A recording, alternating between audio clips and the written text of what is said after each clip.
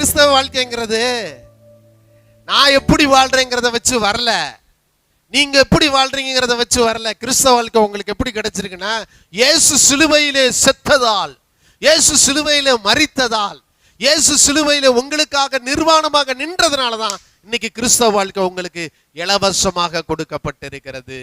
இது உங்களால் உண்டானது அல்ல, தேவனுடைய ஈவு. கையை தட்டி ஆமென் ஆமென். தேவனுடைய ஈவு. தேவன் ஈவாக உங்களை ரட்சித்திருக்கிறார். ஆமென். என்ன தராசுல நிறுத்த எல்லாமே குறைவுபட்ட மனுஷன் தான்.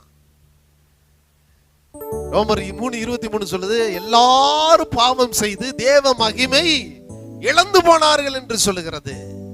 ஆனா இயேசு கிறிஸ்து நமக்காக சிலுவையிலே மரித்தபடினாலே, உனக்காக சிலுவையிலே மரித்ததுனால, உனக்காக சிலுவையிலே இரத்தத்தை சிந்தினதுனால இன்றைக்கு அவர் சிலுவையிலே மரித்து உங்களை சிலுவையின் மூலமாக தேவனுடைய பிள்ளையாக பெற்று எடுத்து தேவனுடைய ராஜ்யத்தினுடைய அதிகாரங்களை உங்க கையில கொடுத்து தேவனுடைய ராஜ்யத்துல பங்காளர்களாக தேவன் உங்களை மாற்றுவதற்கு இயேசுவை சிலுவையிலே கொன்று போட்டு